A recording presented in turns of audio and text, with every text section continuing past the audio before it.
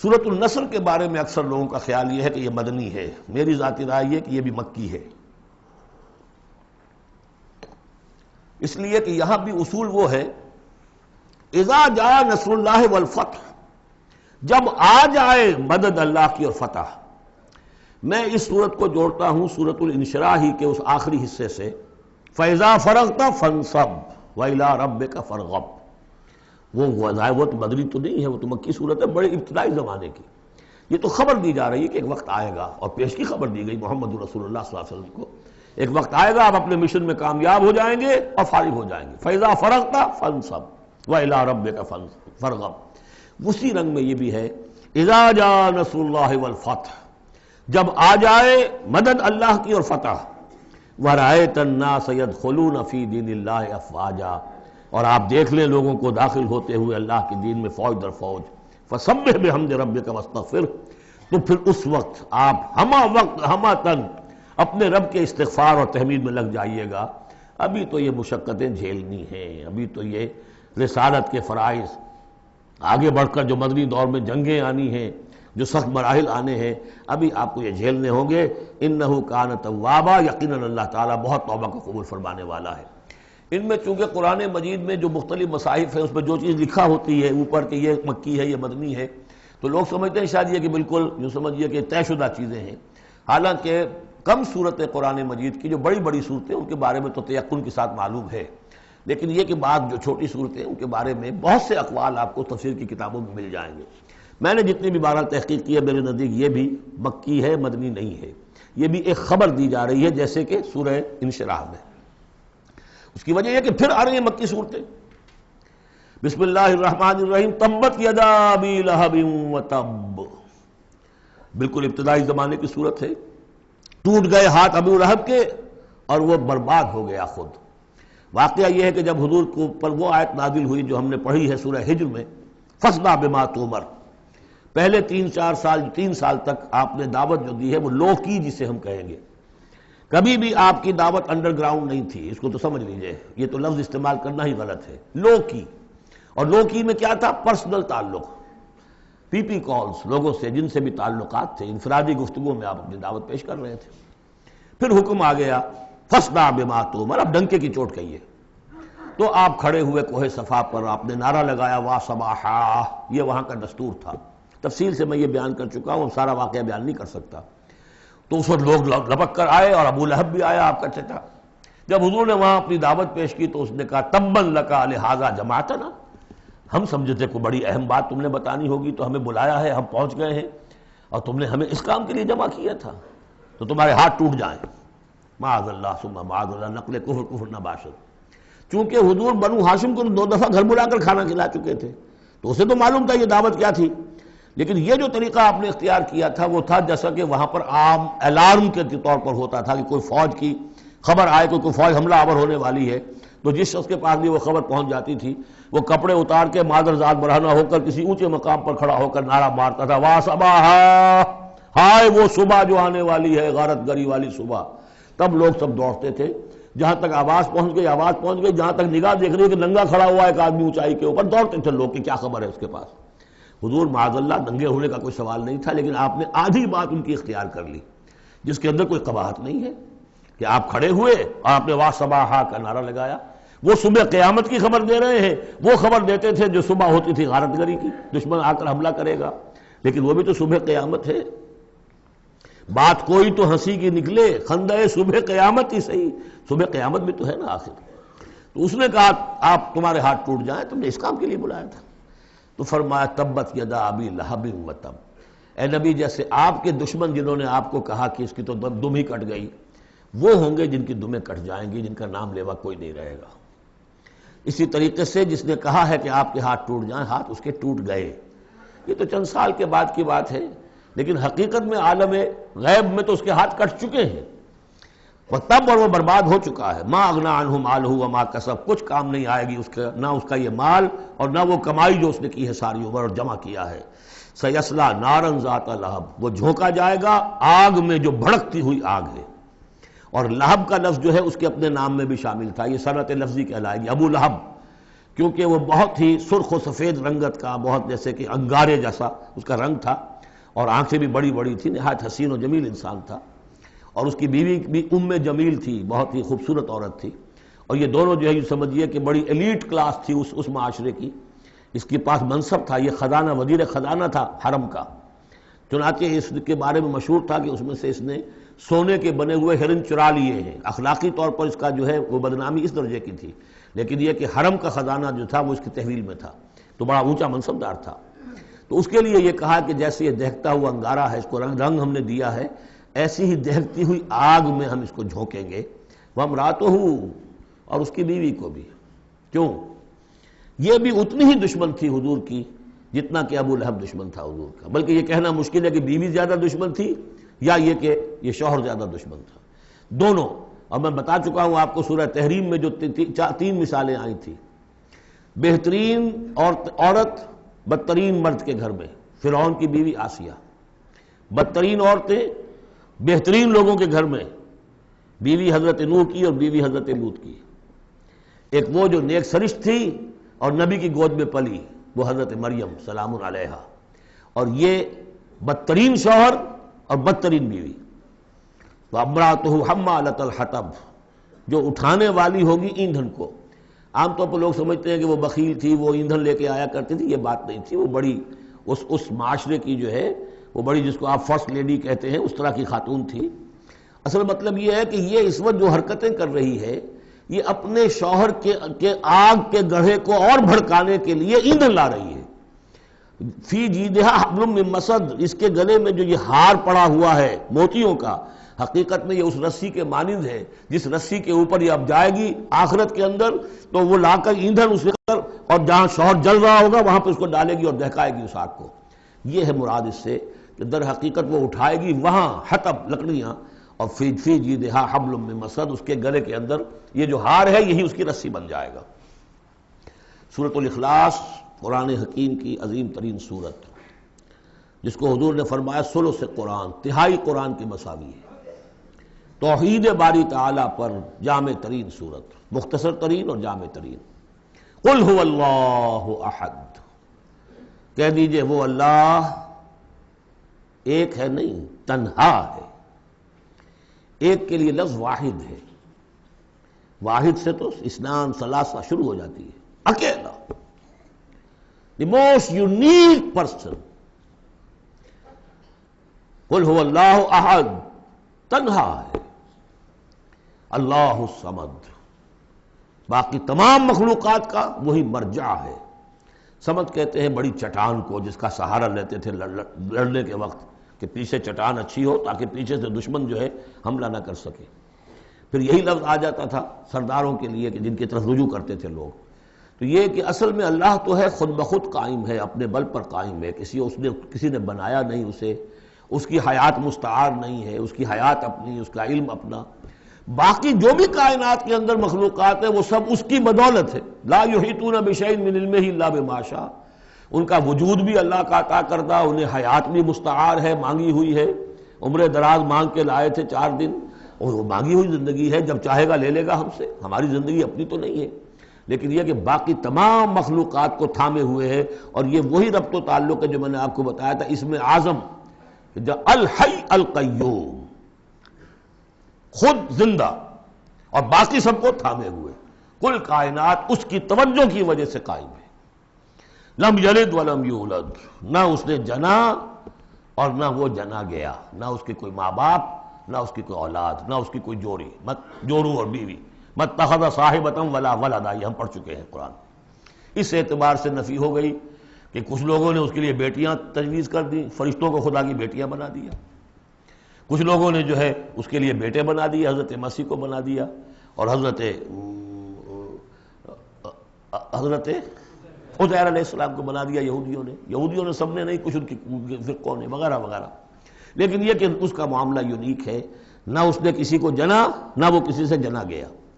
وَلَمْ يَكُنْ لَهُ كُفُوًا أَحَدٌ، اور نہیں ہے اس کا کوئی بھی، اب کفو جو کہتے ہیں برابری کا، کسی حیثیت سے اس کے برابر، کفو، ہم پلہ، ضد، ند، مثل، مثال، مثیل، کوئی نہیں۔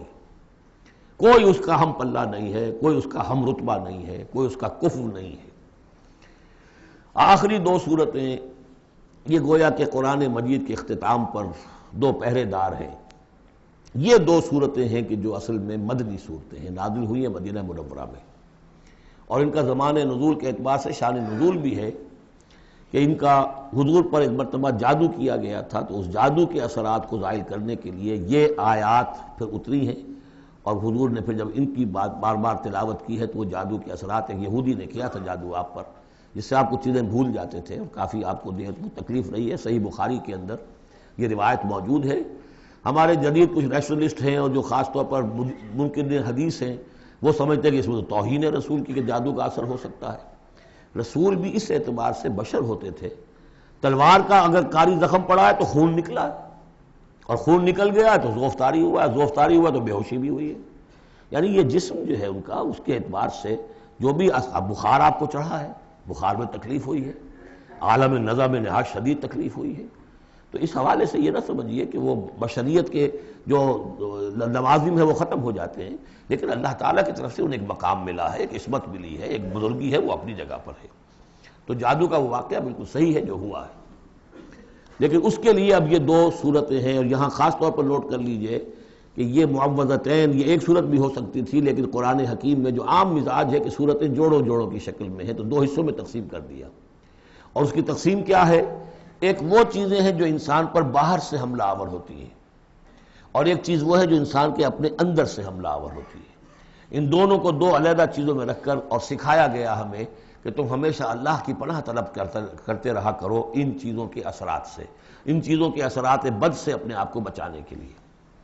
بسم اللہ الرحمن الرحیم، قل اعوذ برب الفلق، کہو کہ میں پناہ میں آ گیا صبح کے رب کی۔ فلق، فلق ویسے تو یہ لفظ ہم پڑھ چکے ہیں سورہ انعام میں، فالق الاصباح، رات کی تاریکی کا پردہ پھٹتا ہے اور سپیدہ سحر نمودار ہوتا ہے، یا گٹھلی فالق الحب والنوائب، تو وہ جو گٹھلی ہوتی ہے وہ بھی پھٹتی ہے تو اس میں سے دو پتیاں نکلتی ہیں تو درخت بنتا ہے۔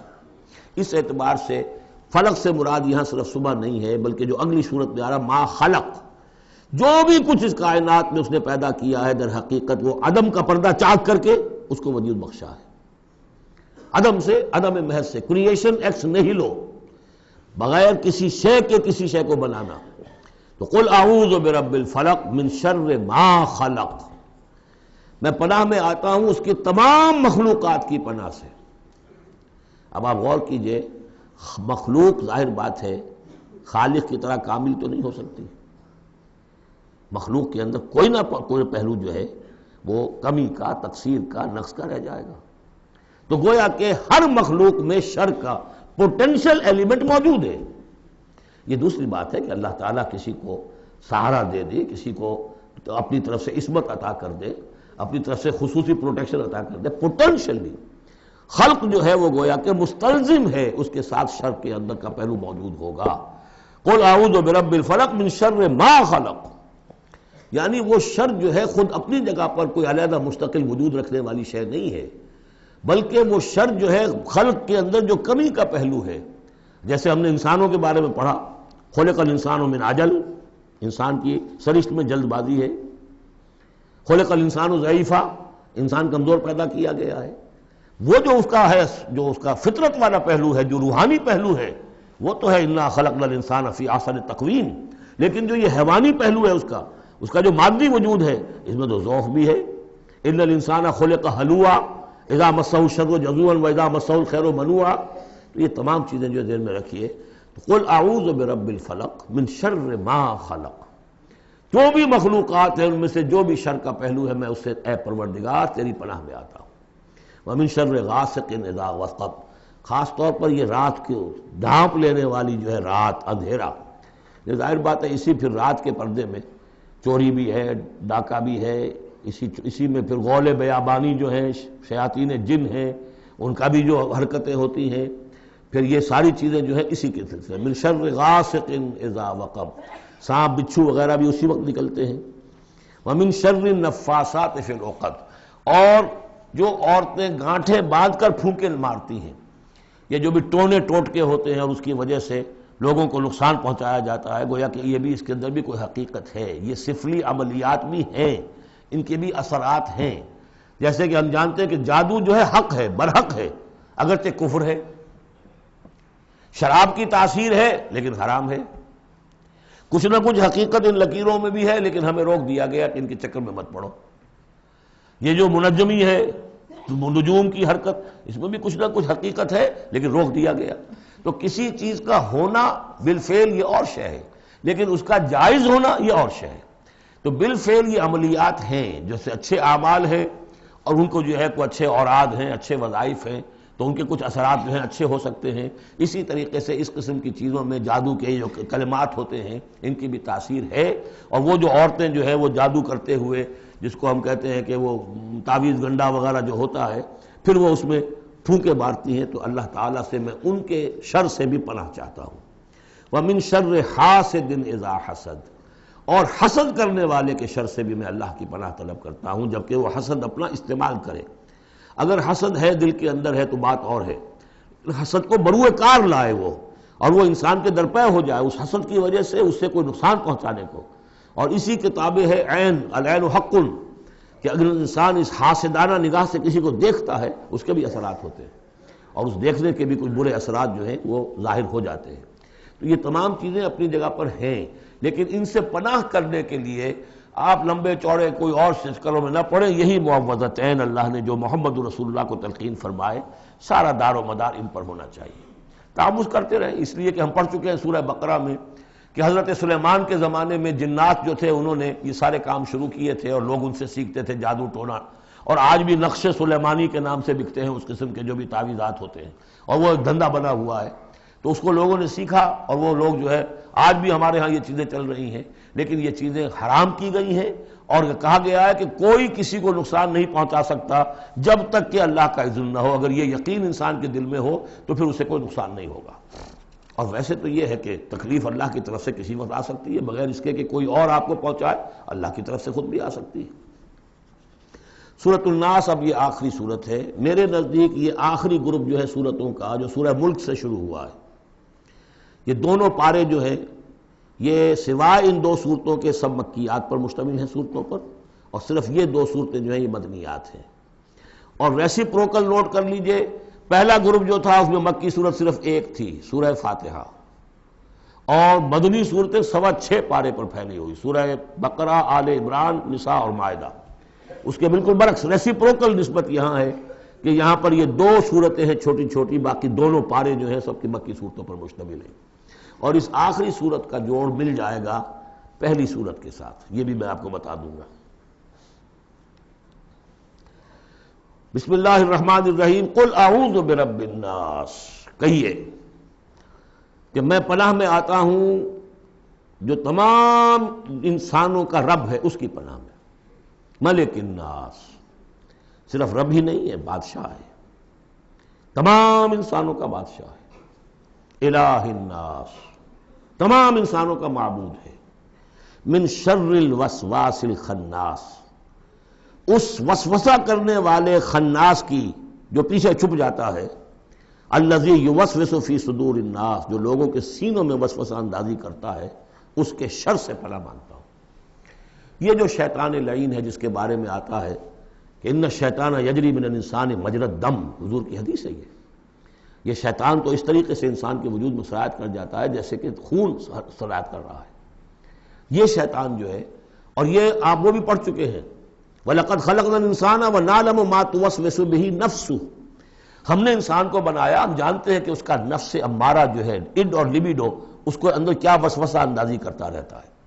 تو شیطان کو بھی کوئی اور اختیار حاصل نہیں ہے، ہمارے اپنے سفلی داعیات، ہمارے جو اینیمل انسٹنکٹس ہیں، ہماری جو خواہشات ہیں، شہوات ہیں، ان کو وہ بھڑکاتا ہے، جس کے لیے حدیث میں آتا ہے کہ اس کی تھوتنی جو ہے وہ زمین جو وہ دل کے اوپر ٹکا کر پھونکے مارنی شروع کرتا ہے تاکہ وہ شہوت میں اشتعال پیدا ہو جائے اور سفلی جذبات میں اشتعال پیدا ہو جائے۔ اس کی اس کو اللہ تعالیٰ نے طاقت دی ہے۔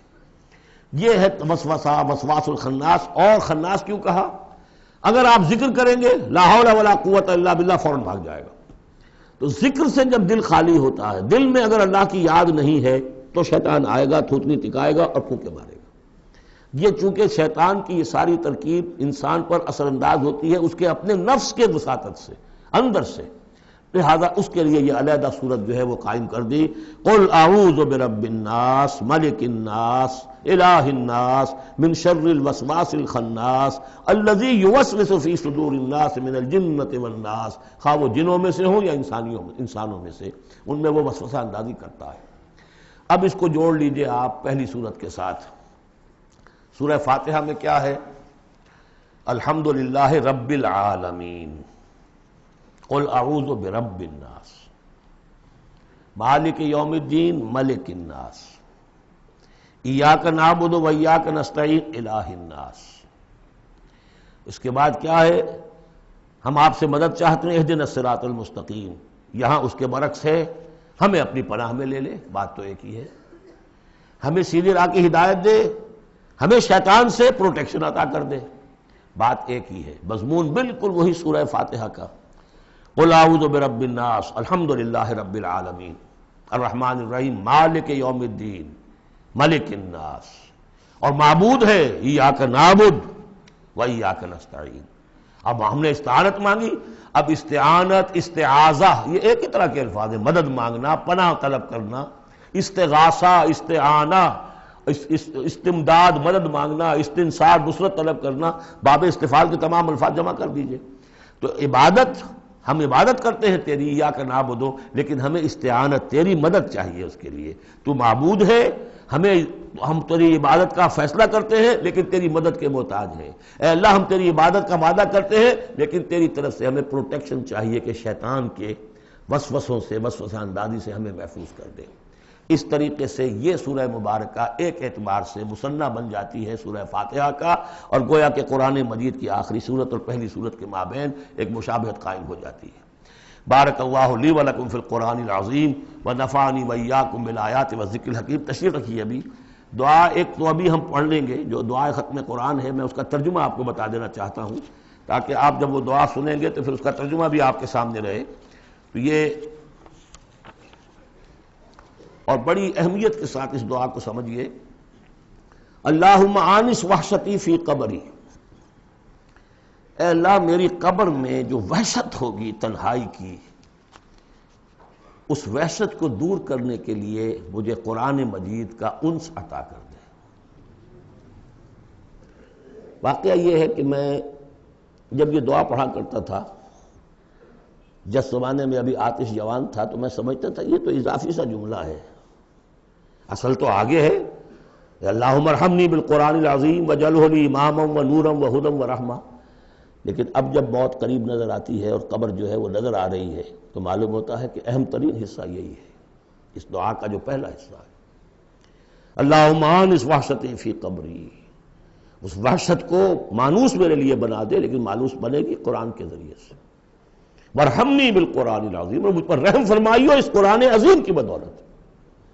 وجعلہ لی اماما ونورا وہدی ورحمہ، اور اس دنیا میں پروردگار اس قرآن کو میرے لیے امام بنا دے، میں اس کی پیروی کروں۔ لیکن یہ الفاظ کہتے ہوئے اپنے دل کو دیکھنا ہوگا کہ خود اپنا ارادہ ہے یا نہیں، عزم ہو کہ ہاں اب قرآن کو اپنا امام بنانا ہے، اس کے پیچھے چلنا ہے، تب تو اللہ تعالیٰ سے دعا کرتے ہوئے بھی انسان جو ہے پھر اسے سجتی ہے یہ دعا، اور ایسا کوئی شعوری فیصلہ ہے ہی نہیں تو پھر یہ ایک روٹین ہے، بس آپ نے ایک الفاظ ہے جو زبان سے کہہ دیے ہیں، ذالک قولہم بافواہہم، اپنے منہ سے نکلنے والی باتیں اور کچھ نہیں۔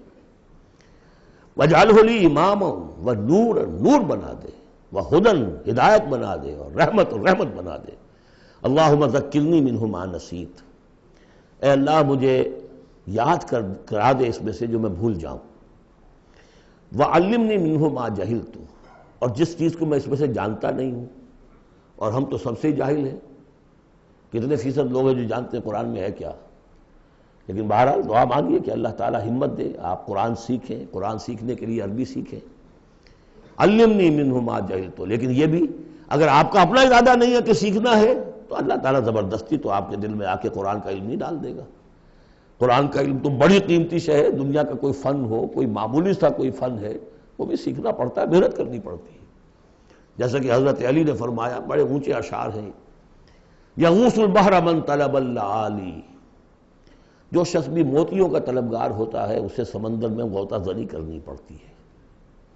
ومن طلب العلا سہر اللیالی، جو کسی بلند مقام تک پہنچنا چاہتا ہے زندگی میں وہ راتوں کو جاگتا ہے، محنت کرتا ہے، پڑھتا ہے، جو بھی مشقت کرتا ہے۔ ومن طلب العلا من غیر قد، اور جو کوئی بلندی کا طلبگار بن جائے بغیر کوشش کے، اضاع العمر فی طلب المحالی، پھر وہ اپنی عمر ضائع کر بیٹھتا ہے ایک محال چیز کی طلب میں۔ وہ تو ہونے والی بات نہیں ہے، یہ دنیا اللہ نے بنائی ہے کہ محنت کرو۔ تو یہ دعا مانگتے ہوئے علمنی منہ ما جہلت، تو اپنا ارادہ کریں پختگی کے ساتھ۔ اور چونکہ یہاں وہ نظام اب چلنے والا ہے، اس کا پراسپیکٹس بھی نیچے موجود ہے، 1 ایئر کورس جو ہم نے شروع کیا ہے قرآن انجمن خدام القرآن کے تحت، وہ لاہور میں آ رہا ہے بہت سے سالوں سے، یہاں بھی 1-2 مرتبہ ہو چکا ہے، اب اس سال پھر یہ شروع ہو رہا ہے، اور یہ 23 فروری تک اس کے جو ہے وہ اس کی کلاسز شروع ہوں گی۔ اس سے پہلے ڈیٹس وغیرہ ہیں، پراسپیکٹس چھپ چکا ہے، نیچے دفتر سے آپ کو مل جائے گا، 5 روپے اس کی پراسپیکٹس کی قیمت ہے۔ لیکن آپ دیکھیے اور اس سے فائدہ اٹھائیے کہ ہم نے اب کیا کیا کچھ پڑھ لیا ہے، لیکن یہ کہ ہم نے اتنی عربی نہیں سیکھی کہ قرآن مجید کو براہ راست سمجھ سکیں۔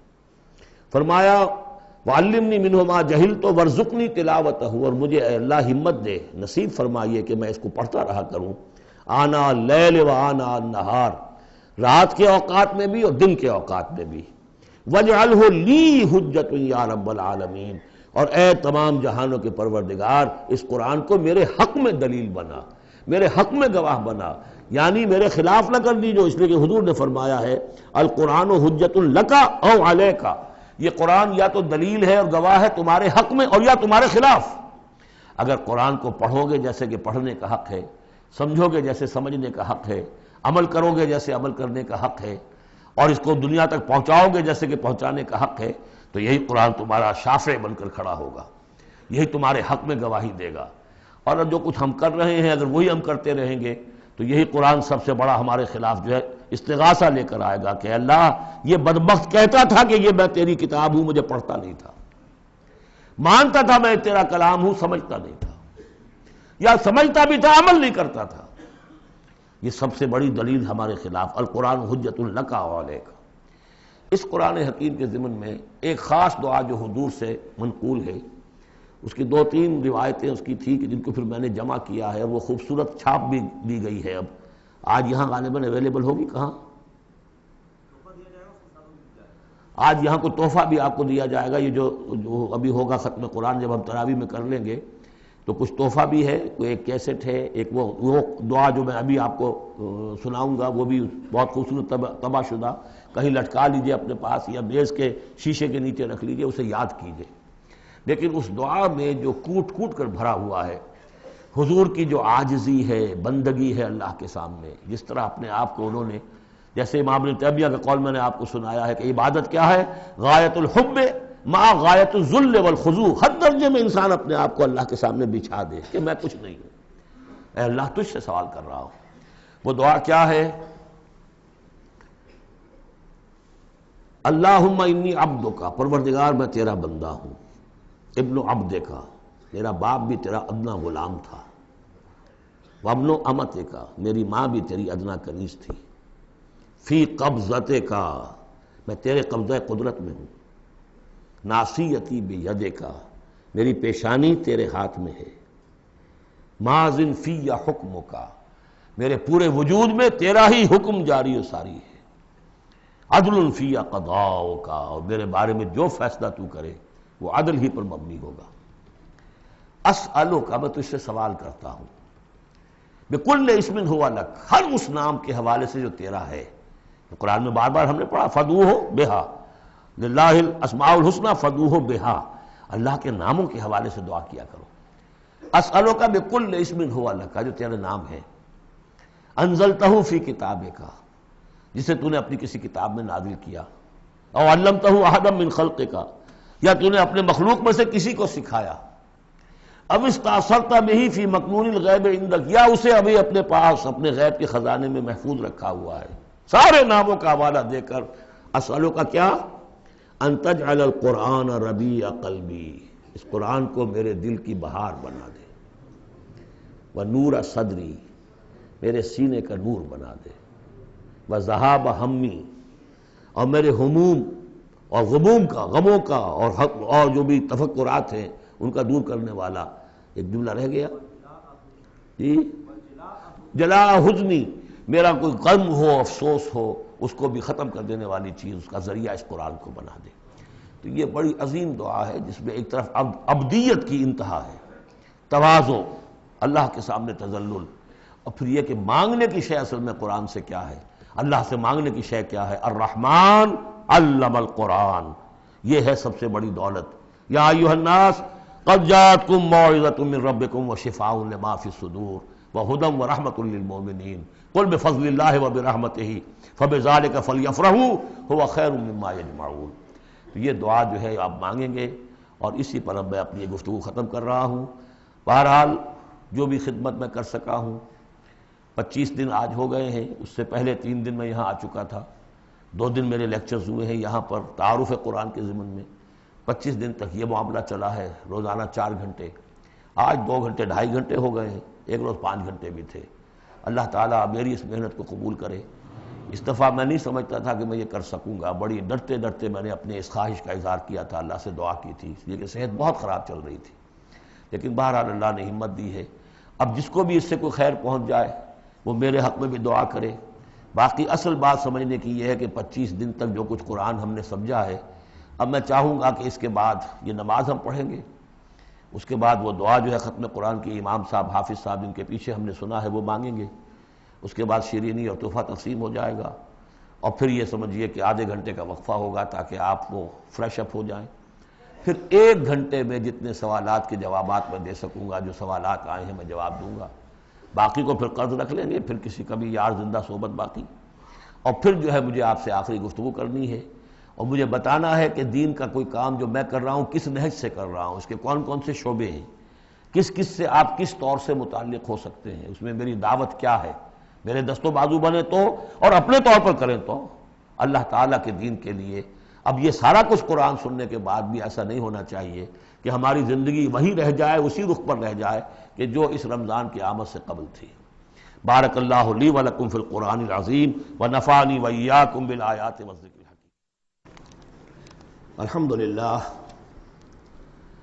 الحمدللہ وکفی والصلاة والسلام علی عبادہ الذین اصطفیٰ، خصوصاً علی افضلہم وخاتم النبیین محمد الامین وعلی آلہ وصحبہ اجمعین۔ اما بعد فقد قال اللہ تبارک وتعالی کما ورد فی سورۃ الانفال،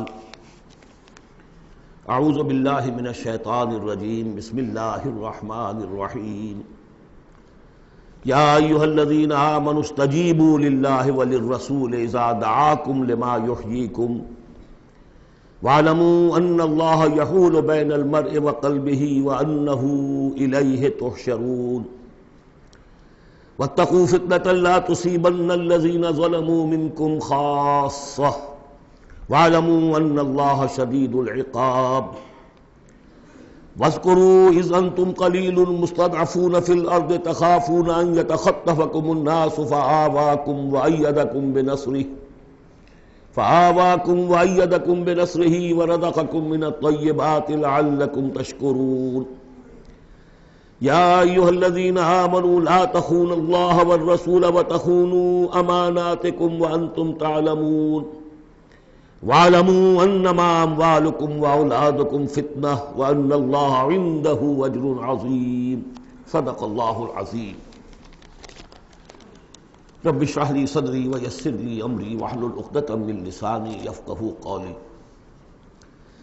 اللہم ربنا الہمنا رشدنا واعذنا من شرور انفسنا، اللہم ارنا الحق حقا وارزقنا اتباعہ وارنا الباطل باطلا وارزقنا اجتنابہ، اللہم وفقنا لما تحب وترضى، اللہم اجعلنا من عبادک الذین یستمعون القول فیتبعون احسنہ، آمین یا رب العالمین۔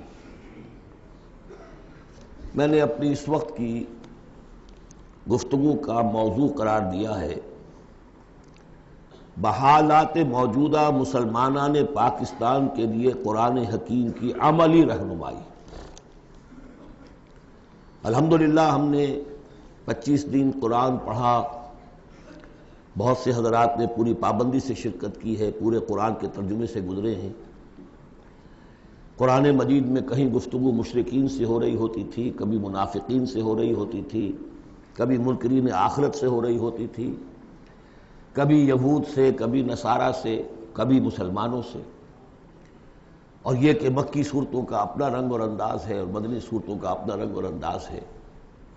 پھر اس میں احکام الہیہ بھی آئے ہیں، عبادات کے ضمن میں آئے ہیں، معاشرتی احکام آئے ہیں، آئلی قوانین آئے ہیں، سیاسی ہدایات آئی ہیں۔ اب جیسے تو یہ کہ زندگی کے ہر گوشے کے لیے اور ہر آنے والے دور کے لیے اس میں ہدایت ہے، لیکن اس وقت میں نے جو عنوان معین کیا ہے وہ دو اعتبارات سے، بحالات موجودہ اور خاص طور پر مسلمانان پاکستان کے لیے قرآن حکیم کی عملی رہنمائی کیا ہے۔ لیکن یہ کہ قرآن مجید کی وہ رہنمائی کہ جو ابدی ہے، ہمیشہ کے لیے ہے، اساسی ہے، بنیادی ہے، جو زمان و مکان کی حدود سے ماوراء ہے، میں چاہتا ہوں کہ پہلے اسے بھی چند نکات کی شکل میں اس کا خلاصہ آپ کے سامنے رکھ دوں۔ قرآن مجید کی وہ جو تعلیم ہے ابدی، ماورائے زمان و مکان، ہر دور، ہر ملک، ہر زمانے کے مسلمان کے لیے، وہ کیا ہے؟ پہلی بات یہ ہے کہ اللہ کا حق ادا کرے، اور اللہ کا حق کیا ہے؟ توحید۔ توحید ایک عقیدے کی توحید ہے، اس کو مانے کہ وہ ایک ہے، اپنی ذات میں تنہا ہے، کوئی اس کا مد مقابل اور کفر نہیں ہے، نہ اس کی صفات میں نہ اس کی ذات میں۔ لیکن یہ کہ ایک ہے توحید عملی، اور ہم نے اس دورہ ترجمہ قرآن کے دوران 4 صورتوں میں اس توحید پر بڑی مفصل بحثیں کی ہیں، اس وقت گن لیجئے۔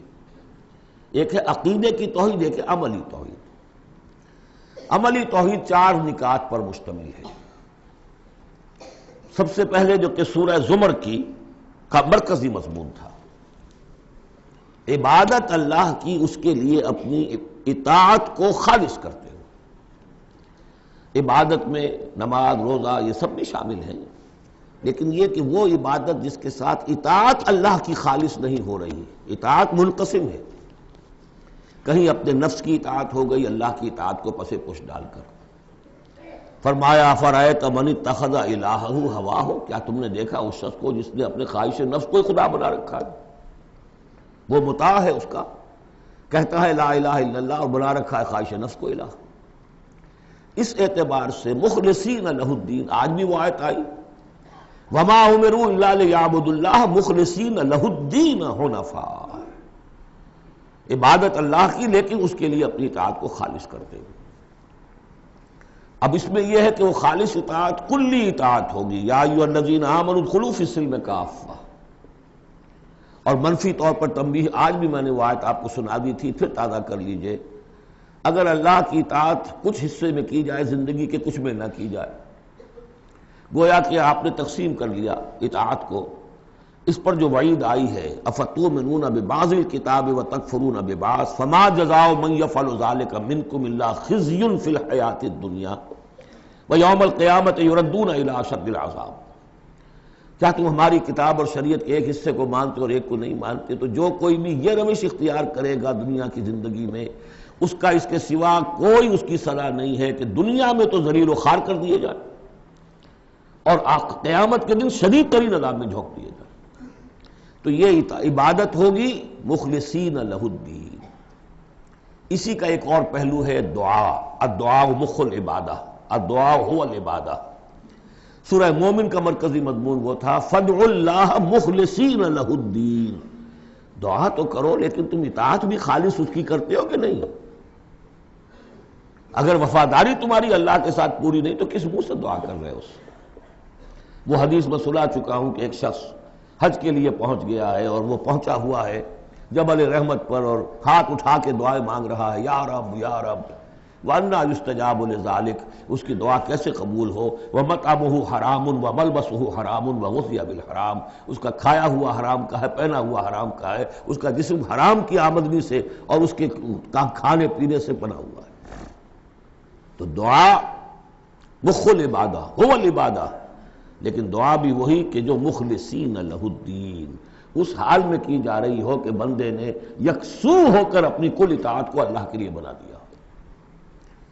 اس سے اگلا قدم ہوتا ہے ان فرد سے ایک دوسرے فرد کو دعوت، اب اسی کے داعی بن کر کھڑے ہو جاؤ، اب لوگوں کو بھی اسی کی دعوت دو، وہ بھی اللہ کی بندگی کریں مخلصین لہ الدین، وہ بھی اللہ کو پکاریں مخلصین لہ الدین۔ وَمَنْ أَحْسَنُ قَوْلًا مِّمَّنْ دَعَا إِلَى اللَّهِ وَعَمِلَ صَالِحًا وَقَالَ إِنَّنِي مِنَ الْمُسْلِمِينَ، یہ سورہ حامیم السجدہ کی مرکزی آیت ہے۔ چوتھا اور آخری مرحلہ یہ ہے کہ یہ کیسے ہوگی مخلصین لہ الدین کی پوزیشن، اگر جس ملک میں آپ رہ رہے ہیں وہاں قانون تو کسی اور کا چل رہا ہے، عدالتیں اس قانون پر فیصلے کر رہی ہیں، نظام جو ہے معاشی وہ کسی اور نظام پر چل رہا ہے، وہ سودی کاروبار ہو رہا ہے اور سودی لین دین ہو رہا ہے، پورا بزنس اس پر ہے، پوری انڈسٹری اسی پر ہے، پوری حکومت اس پر ہے، تو ہم بھی تو اسی کے فرد ہیں نا، شہری ہیں اسی ملک کے، اسی ریاست کے، اسی معاشرے میں رہتے ہیں۔ تو یہ مقصد تو اسی وقت پورا ہوگا جبکہ پورے نظام زندگی پر اللہ کی اطاعت کا سکہ قائم ہو جائے۔ اس کا نام ہے اقامت الدین۔ چنانچہ سورہ شورى میں چوتھے نمبر پر جو آئی اس کا مرکزی مضمون کیا تھا؟ شرع لکم من الدین ما وصى به نوحا والذی اوحینا الیک وما وصینا به ابراہیم وموسیٰ وعیسیٰ ان اقیموا الدین ولا تتفرقوا فیہ۔ اس لیے کہ قرآن مجید تو کہتا ہے وَمَن لَّمْ يَحْكُم بِمَا أَنزَلَ اللَّهُ فَأُولَٰئِكَ هُمُ الْكَافِرُونَ، ہماری عدالتوں میں فیصلے اللہ کے قانون کے مطابق تو نہیں ہو رہے، تو فیصلے کرانے والے، فیصلے کرنے والے، فیصلے ماننے والے، فیصلے ایگزیکیوٹ کرنے والے، فیصلوں کی تنفیذ کرنے والے، وہ سب کیا ہوئے؟ وَمَن لَّمْ يَحْكُم بِمَا أَنزَلَ اللَّهُ فَأُولَٰئِكَ هُمُ الظَّالِمُونَ، وہی تو مشرک ہیں۔ وَمَن لَّمْ يَحْكُم بِمَا أَنزَلَ اللَّهُ فَأُولَٰئِكَ هُمُ الْفَاسِقُونَ، وہی تو باغی ہیں ہمارے۔ تو مطلب یہ ہے کہ اس صورتحال سے نکلنے کی صرف ایک شکل ہے، دین کو قائم کرنے کی جد و جہد ہمہ تن ہمہ وقت، اس نظام باطل کو ریکنسائل نہ کیا جائے اس سے ذہناً قلباً۔ live under it if you have to live it but under protest، اگر کوئی اور راستہ نہیں ہے under protest رہے کہ میں نے اس نظام کو قبول نہیں کیا، میں اسے تسلیم نہیں کرتا، میں اس سے استفادہ کروں گا جو کم سے کم ہے میرے بقا کے لیے، اور اپنی ساری توانائی، اپنی ساری قوت، اپنی ساری طاقت، اپنی ساری صلاحیت، اپنے سارے وسائل اور ذرائع اس نظام کو بے خودن سے اکھیڑ کر اس کی جگہ پر اللہ کا دیا ہوا نظام قائم کرنے کے لیے وقف کر دوں۔ اس کے علاوہ کوئی شکل نہیں ہے۔ اسی کے نام ہے تکبیر رب، رب کو بڑا کرو، وَرَبَّكَ فَكَبِّرْ، اسی کا مطلب ہے، اسی لیے حضور بھیجے گئے، هو الذی ارسل رسولہ بالہدی ودین الحق لیظہرہ علی الدین کلہ، اسی کے لیے آیا قاتلوہم حتی لا تکون فتنۃ ویکون الدین کلہ للہ۔ یہ تمام اصطلاحات ہیں، عباراتنا شتیٰ وحسن کا واحد، مطلب کیا ہے؟ دین کو قائم کرو، دین کے مکمل نظام کو برپا کرو تاکہ زندگی اپنے تمام ایسپیکٹس، اپنے تمام پہلوؤں سمیت انفرادی اور اجتماعی زندگی کے تمام گوشے اللہ کی اطاعت کے اندر آ جائے۔ اس کے بغیر اللہ کا حق ادا نہیں ہو سکتا۔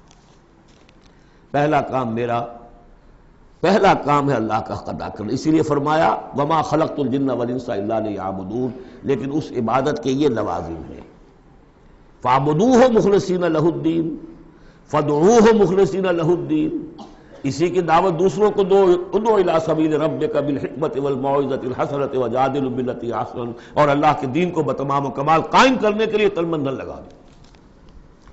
اب آئیے اللہ کے بعد دوسرا حق ہم پر ہے رسول کا صلی اللہ علیہ وسلم، جن کی بدولت ہمیں یہ ہدایت نصیب ہوئی، ہمارے ماں باپ کو ان کے ماں باپ سے ملی، ان کو ان کے ماں باپ سے ملی۔ اس میں حضور صلی اللہ علیہ وسلم کی محنتیں ہیں، آپ کے صحابہ کی، محمد رسول اللہ والذین معہ کیسی کیسی مشقتیں جھیلی ہیں، تب یہ دین پھیلا تھا اور تب یہ دین غالب ہوا تھا۔ ان کا کیا حق ہے ہمارے اوپر؟ ویسے میں ساری حقوق تو یہاں بیان نہیں کر سکتا، لیکن ایک بات جان لیجئے کہ چونکہ محمد صلی اللہ علیہ وسلم بھیجے گئے تمام دنیا کے لیے اور قیامت تک کے لیے انسانوں کے لیے رسول، 5 مرتبہ آیا ہے، جن میں سب سے نمایاں آیت یہ 2 آیتیں تو اکثر لوگوں کو یاد ہوں گی، وَمَا أَرْسَلْنَاكَ إِلَّا رَحْمَةً لِّلْعَالَمِينَ وَمَا أَرْسَلْنَاكَ إِلَّا كَافَّةً لِّلنَّاسِ بَشِيرًا وَنَذِيرًا۔ اب نبی صلی اللہ علیہ وسلم نے بنفس نفیس اپنی رسالت کے فرائض ملک عرب اور قوم عرب کی حد تک تو پورے کر دیے، باقی دنیا کے لیے اس وقت بھی اور آنے والے ہر انسان کے لیے یہ فریضہ رسالت امت کے کندھے پر ڈال گئے، جبکہ آخری حج میں گواہی لے کر الا هل بلغت اور جواب مل گیا انا نشهد انک قد بلغت وادیت وامان، اس نصحت، اور اس کے بعد آپ نے فرمایا اب یہ بوجھ میرے کندھے سے تمہارے کندھے پر آ گیا۔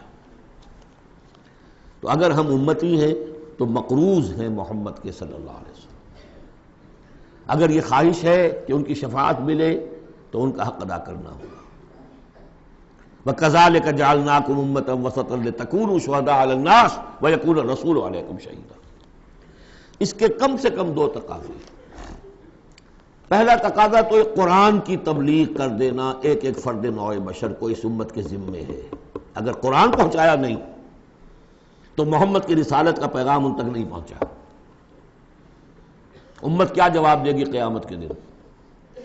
اے اللہ، ان کے حوالے تھا کام، یہ قرآن کے کسٹوڈینز تھے۔ حضور نے فرمایا تھا فَلْيُبَلِّغِ شَاهِدُ الْغَائِبَ، میں تمہیں قرآن دے کر جا رہا ہوں، قَدْ تَرَكْتُ فِيكُم مَّا إِنْ اعْتَصَمْتُم بِهِ لَن تَضِلُّوا أَبَدًا، اب پہنچاؤ اسے۔ تو ایک تو ہے قرآن کا پہنچانا، اور دیکھیے وہ یاد کر لیجیے سورہ انعام کی آیت اوحی الی ھذا القرآن لانذرکم بہ ومن بلغ، یہ قرآن مجھ پر وحی کیا گیا تاکہ تمہیں بھی خبردار کر دوں، اور جن تک یہ قرآن پہنچ جائے اس تک گویا کہ میرا انذار پہنچ جائے گا، لیکن پہنچائے گا کون؟ میرا امت ہی پہنچائے گا۔ نمبر 2، یہ جو پہنچانے کا اور یہ جو حضور کا قرض ہم پر ہے، ہمارے کندھے پر، اجتماعی سطح پر اس کا کم سے کم تقاضا یہ ہے کہ دنیا کے کسی ایک سائزیبل ملک میں وہ پورا نظام قائم کر کے دکھا دیا جائے عملاً، تاکہ دنیا دیکھ لے کہ یہ کوئی یوٹوپیا نہیں ہے، یہ خیالی جنت نہیں ہے، دیکھ لے کہ اس کی برکات کیا ہے، دیکھ لے کہ کس طرح کا معاشرہ وجود میں آتا ہے، کیسا معاشی انصاف ہوتا ہے، کیسی حریت کا جو ہے یہاں پر مظاہرہ ہے، مادر پدر آزادی نہیں لیکن حریت ہے، وہ کمیونزم والی مساوات نہیں لیکن سب کی تمام بنیادی ضرورتوں کی کفالت کی ذمہ داری ہے۔ کہ حضور نے حضرت عمر نے فرمایا کہ اگر کوئی کتا بھی بھوکا مر گیا دجلہ و فرات کے کنارے تو عمر ذمہ دار ہوگا۔ وہ ساری خوبیاں جن کے لیے کہ انسان دوڑ رہا ہے، بھاگ رہا ہے، کبھی مشرق کبھی مغرب، کبھی فرینچ ریولوشن کبھی بولشوک ریولوشن، یہ سب کاہے کے لیے؟ In search of a just social order, ظلم سے، ایکسپلائٹیشن سے بچ کر کسی طریقے سے کوئی نظام ایسا ہو کہ جس میں عدل ہو، انصاف ہو، اکویٹیبل ڈسٹریبیوشن آف ویلتھ ہو۔ جب تک ہم اس کو قائم کر کے نہیں دکھا دیں گے ہم یہ نہیں کہہ سکیں گے کہ ہم نے اللہ کے نبی کا حق ادا کر دیا۔ دنیا کہے گی یہ کہتے ضرور ہے ہمارے پاس اعلیٰ نظام ہے، اگر واقعتاً سمجھتے تو قائم نہ کرتے اپنے ہم، تو ہماری کیفیت جو ہے وہ ہمارے اس قول کی نفی کر دے گی۔ گویا کہ اللہ کا حق بھی ادا نہیں ہوتا جب تک کہ پورا نظام قائم نہ کیا جائے، اور رسول کا قرض بھی ادا نہیں ہوتا جب تک کہ اللہ کے دین کا پورا نظام قائم نہ کیا جائے۔ یہ تیسرا حق ہے بندوں کا، حقوق العباد، جس کے بارے میں کہا گیا کہ اللہ تعالیٰ اپنے حقوق میں تو کوئی کمی برداشت بھی کر لے گا، معاف بھی کر دے گا، لیکن بندوں کے نہیں۔ بندوں کا حق کیا ہے؟ بندوں کا حق یہ ہے کہ انہیں عدل ملے، انصاف ملے، ان کے حقوق غصب نہ کیے جائیں۔ اس کے لیے دیکھیے قرآن مجید جو ہم نے پڑھا ہے 25 دنوں میں، کس ریپیٹیشن کے ساتھ بات آئی ہے، جو چیز کہ ہمارے ذہنوں سے نکل گئی۔ ہم نے مذہب کو بنا دیا ہے صرف آخرت کی چیز، اسلام اس دنیا کی شے ہے، ہم نے بنا دیا اسے آخرت کی شے۔ لہذا نتیجہ کیا نکلا ہے کہ لوگوں نے کہا، مارکس نے کہا religion is the opium of the masses, اب سب کچھ آخرت میں مل جائے گا، یہاں ظلم سہ لو، برداشت کر لو، سرمایہ داروں کے، جاگیرداروں کے اور جو سرداران قبائل ہیں ان کے سب ظلم سہو، برداشت کرو، اور تمہیں اللہ کے ہاں آخرت میں مل جائے گا۔ قرآن کا نظریہ تو یہ نہیں ہے۔ قرآن کا ہم پڑھ چکے، سورہ آل عمران میں فرمایا اللہ خود قائما بالقسط ہے، عدل کا قائم کرنے والا۔ انبیاء کو کیوں بھیجا؟ اللہ اکبر، وہ آیت سورہ حدید کی آیت نمبر 25، لقد ارسلنا رسلنا بالبینات وانزلنا معهم الکتاب والمیزان لیقوم الناس بالقسط۔ ہم نے اپنے رسول بھیجے معجزات دے کر، ہم نے کتاب نازل فرمائی، ہم نے میزان نازل فرمائی، حقوق اور فرائض کا توازن، حقوق اور فرائض کا توازن۔ کس لیے یہ سب کچھ ہم نے نازل کیا؟ یہ کھکیڑ کس لیے بول لیا؟ Was it an exercise in futility? لیقوم الناس بالقسط، تاکہ لوگ عدل پر قائم ہوں۔ اور ہم نے لوہا بھی اتارا ہے جس میں جنگ کی صلاحیت ہے، جو لوگ ظلم چھوڑنے پر آمادہ نہ ہو، لوہے کی طاقت سے ان کے سر کچلے جائے، تاکہ اللہ دیکھ لے کہ میرے کون سے بندے ہیں جو میرے وفادار ہیں، میرے نظام عدل قسط کو قائم کرنے کے لیے تن من دھن لگاتے ہیں، جانے دینے کو تیار ہیں۔ آیت نمبر 25 سورہ حدید کی، نظام عدل و قسط، انزال کتب، ارسال رسل، ان سب کا تھیم کیا ہے؟ یہاں عدل اور انصاف قائم کرنا۔ حضور سے کہہ دیا گیا، یہ سورہ شورا کی آیت یاد کر دیجیے، آیت نمبر 15، کہہ دیجئے وَأُمِرْتُ لِأَعْدِلَ بَيْنَكُمْ، دیکھو میں تمہارے مابین عدل قائم کرنے آیا ہوں۔ مسلمانوں سے کہا گیا سورہ نساء میں یا ایھا الذین آمنوا کونوا قوامین بالقسط شہداء للہ، اہل ایمان عدل کو، قسط کو قائم کرنے والے بن کر کھڑے ہو جاؤ پوری طاقت کے ساتھ، اور اللہ کی گواہی دو، اس لیے کہ اللہ جو ہے وہ خود قائما بالقسط ہے، اس کی گواہی اسی طرح ہوگی کہ تم اس کے نظام عدل و قسط کو قائم کرو۔ یہی مضمون پھر دوہرا کر سورہ مائدہ میں آ گیا یا ایھا الذین آمنوا کونوا قوامین للہ شہداء بالقسط، کھڑے ہو جاؤ اللہ کے لیے۔ لیکن اللہ کے لیے کھڑا ہونا کیا ہے؟ اللہ کو کھانا دینا ہے، روٹی دینی ہے، کیا دینا ہے؟ اللہ کے لیے کھڑے ہو جانے کا مطلب ہے اس کے دیے ہوئے نظام عدل و قسط کو قائم کرو۔ یہ ہے دین، جس کا یہ پہلو جو ہے سرے سے نگاہوں سے اوجھل ہے۔ انسانوں کا حق ہے ان کو ظلم سے نجات دلائی جائے۔ حضور کی اپنی شان تھی یضع عنہم اسرہم والاغلال اللاتی کانت علیہم، آ کے آپ نے دنیا کو وہ جو طوق ان کے گردنوں میں پڑے ہوئے تھے، بادشاہوں کی غلامی کے طوق، ان سے نجات دلائی ہے، سرمایہ داروں کی غلامی کے طوق، اس سے نجات دلائی ہے، سود کی جڑ کاٹ کر سرمایہ داری کی جڑ کاٹ دی، اور بادشاہت کی جڑ کاٹ کر برابر، تم سب کے سب برابر ہو، بادشاہ صرف ایک وہ ہے، سروری زیبا فقط اس ذات بے ہمتا کو ہے، حکمراں ہے ایک وہی باقی بتانے آدری، یا ایھا الناس کونوا عباد اللہ اخوانا، سب کے سب اللہ کے بندے بن جاؤ، تم میں سے کوئی آقا نہیں ہے، سب کے سب بندے بن جاؤ، آپس میں بھائی بھائی بن جاؤ۔ اور اس کی آخری بات آپ کو بتاؤں گا، سعد بن ابی وقاص رضی اللہ تعالیٰ عنہ، جب مسلمانوں نے حملہ کیا ایران پر، تو رستم سپہ سالار افواج جو تھا ایران کا، اس نے یہ سوال کروایا کہ آپ ہم پر کیوں چڑھ دوڑے ہیں؟ پہلے بھی آپ عرب لوگ تھے، بدوی بدو لوگ تھے، کبھی کبھی لوٹ مار کر کے لے جایا کرتے تھے، آتے تھے لوٹ مار کیا اور چلے گئے، یہ اس دفعہ ہماری جان نہیں چھوڑ رہے ہو، کیا وجہ ہے؟ سعد ابن ابی وقاص رضی اللہ تعالیٰ عنہ غالباً رشتے میں حضور کے ماموں لگتے ہیں، اور صحابی اتنے درجے کے ہیں، عشرہ مبشرہ میں سے ہیں، اور ایک ہی صحابی ہے حضور کا جس کے لیے حضور نے کہا ہے کہ تم پر میرے ماں باپ قربان۔ غزوہ احد میں جب حضور پر نرغہ ہوا ہے اور ہر طرف سے دشمن نے حملہ کیا ہے، یہ 7 تیر چلا رہے تھے اور روک رہے تھے دشمنوں کو، اس وقت حضور نے فرمایا ہے 7 تیر چلائے جاؤ، تم پر میرے ماں باپ قربان۔ یہ شان ہے ان کی۔ ان کا جواب یہ تھا کہ اس مرتبہ ہم خود نہیں آئے، لوٹ مار کرنے نہیں آئے، انا قد ارسلنا، اب تو ہمیں بھیجا گیا ہے، we are on a mission, اللہ نے بھیجا اپنے رسول کو، اللہ کے رسول نے بھیجا ہمیں۔ And what's the mission? لِنُخْرِجَ النَّاسَ مِنْ ظُلُمَاتِ الْجَهَالَةِ إِلَى نُورِ الْإِيمَانِ، لوگوں کو نکالے جہالت اور جاہلیت کی تاریکیوں سے ایمان کی روشنی کی طرف۔ وَمِنْ جَوْرِ الْمُلُوكِ إِلَى عَدْلِ الْإِسْلَامِ، بادشاہوں کے ظلم و ستم کے پنجے سے نجات دلا کر اللہ کے نظام عدل سے، نظام خلافت راشدہ، جہاں جو اس وقت دنیا کی عظیم ترین مملکت کا جو فرما روا تھا، اس کے کپڑوں میں پیوند لگے ہوئے تھے۔ ایرانی سے سفیر آیا تھا دیکھنے کے لیے، اور مدینے میں پوچھا تھا حضرت عمر کے زمانہ خلافت میں، اینا ملککم، تمہارا بادشاہ کہاں ہوتا ہے؟ جواب ملا تھا لیس لنا ملک، ہمارا کوئی بادشاہ نہیں ہے، بل لنا امیر، ہمارا ایک امیر ہے۔ کہاں ہے بھائی؟ تو محل نظر نہیں آیا ہمیں، کہاں رہتا ہے؟ وہ گیا ہے، محل وحل تو کوئی ہے ہی نہیں، وہ گیا ہے، کچھ اونٹ جو تھے گم ہو گئے تھے بیت المال کے، بہت تلاش کیا نہیں ملے، تلاش کرنے گیا۔ وہ نظام، کوئی وجہ تھی کہ گاندھی نے 1937 میں کہا تھا، جب پہلی مرتبہ پروونشل الیکشنز ہوئے ہیں ہندوستان میں، اور فرسٹ انسٹالمنٹ دی ہے انگریزوں نے سیلف رول کی انڈینز کو، اور تقریباً پورے ہندوستان میں کانگریس کی وزارتیں بنی ہیں۔ ہریجن میں جو اس نے مقالہ لکھا تھا کہ میں آپ لوگوں کے سامنے ابو بکر اور عمر کی مثال پیش کرتا ہوں، فالو دیم۔ جادو وہ جو سر چڑھ کر بولے۔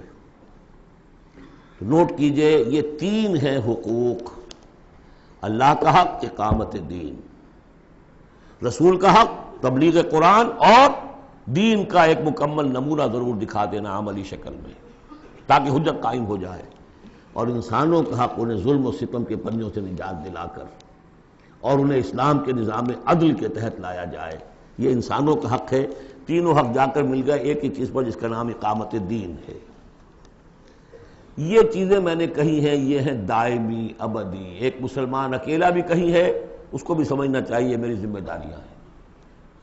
شروع کرے، آج کرے، کل ایک اور آدمی مل جائے گا، دو ہو جائیں گے، ایک اکیلا دو جماعت، ایک اکیلا دو 11۔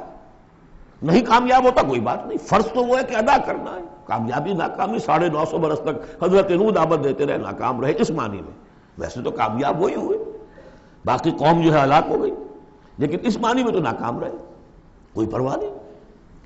اب میں چاہتا ہوں کہ اب پاکستان کے خاص کانٹیکسٹ میں آ کر بات کروں، اور یہ گویا کہ میری گفتگو اب ایک کنٹینویشن میں ہے جو جمعے کا میرا خطاب تھا۔ پہلی بات تو یہ سمجھیے، اپنی خودی پہچان ہو غافل افغان۔ یہ پاکستان کس شے کا نام ہے؟ کیا یہ دنیا میں دوسرے جو مسلمان ممالک ہیں ویسا ہی مسلمان ملک ہے، یا اس کی کوئی خصوصی اہمیت ہے، کوئی خصوصی حیثیت ہے، کوئی امتیازی مقام اور مرتبہ ہے؟ اور یہ بھی سارا کچھ میں آپ کے سامنے رکھوں گا قرآن مجید سے۔ میں نے اس آیت کے حوالے سے سب سے پہلی بات یہ ہے کہ قیام پاکستان کا اصل جذبہ محرکہ کیا تھا، میں یہ اس سورہ مبارکہ کی آیت نمبر 26 کے حوالے سے بیان کر چکا ہوں۔ وَاذْكُرُوا إِذْ أَنْتُمْ قَلِيلٌ مُسْتَضْعَفُونَ فِي الْأَرْضِ، ذرا یاد کرو اے مسلمانوں جب تم ہندوستان میں، اب میں اس کی جو ہے تفسیر نہیں کر رہا کہ جب یہ نازل ہوئی یہ صورت اس کا کیا مطلب، اس کے الفاظ کا جو عموم ہے اس کے حوالے سے جس طرح یہ پاکستان کی تحریک کے اوپر 100% منطبق ہو رہی ہے اسے سمجھیے۔ جبکہ تم اقلیت میں تھے، مستضعفون فی الارض، تمہیں زمین میں دبا لیا گیا تھا۔ ہندو زیادہ بیدار، زیادہ سرمایہ دار، زیادہ تعلیم یافتہ، اور انگریز اس کی پشت پناہی کر رہا تھا۔ کیوں کر رہا تھا؟ کہ مسلمان سے حکومت چھینی تھی، بغاوت کا اندیشہ تھا۔ ہندو پہلے بھی غلام تھا، اس کے لیے چینج آف ماسٹرز کا معاملہ تھا، پہلے غلام مسلمانوں کا تھا، اب عیسائیوں کا ہو گیا، اسے اٹھانا تھا مسلمان کے مقابلے۔ اس سے ایک خوف پیدا ہوا کہ اگر یہ انگریز چلا جائے گا، اب تو پھر بھی رول آف پین ہے، رول آف سورڈ تو نہیں ہے اس وقت، انگریز کی کچھ نہ کچھ قانون جو ہے رول آف لا تھا، اگر یہ چلا گیا اور ملک ہو گیا آزاد دنیا کے موجودہ اصولوں کے مطابق، ون مین ون ووٹ، تو مسلمان تو بالکل ہی رحم و کرم پر ہوں گے، ان کی تہذیب، ان کا تمدن، ان کی ثقافت، ان کی زبان، ان کے معاش کو، ان کے مذہب تک کے اوپر ہندو جو ہے وہ حملہ کرے گا اور اپنی 800 سال غلامی کا یا 1000 سالہ غلامی کا بدلہ چکائے گا، جس کا ظہور ہو گیا تھا اندرا گاندھی کے الفاظ سے جو سقوط مشرقی پاکستان کے وقت اس کی زبان سے نکلے ہیں، we have ایونجڈ our 1000 years defeat، 1000 سالہ شکست کا بدلہ چکا دیا۔ یہ تھا خوف۔ وَاذْكُرُوا إِذْ أَنْتُمْ قَلِيلٌ مُسْتَضْعَفُونَ فِي الْأَرْضِ تَخَافُونَ أَنْ يَتَخَطَّفَكُمُ النَّاسُ فَآوَاكُمْ، اللہ نے تمہیں پناہ دی، پاکستان دیا، 2 ٹکڑے دیے، تم اس میں آؤ، پناہ لو۔ وَرَزَقَكُمْ وَأَيَّدَكُمْ بِنَصْرِهِ، اور اپنی نصرت سے تمہاری تائید فرمائی۔ اور رزقکم من الطیبات، اور تمہیں طیبات کا رزق دیا، لعلکم تشکرون، تاکہ تم شکر کرو۔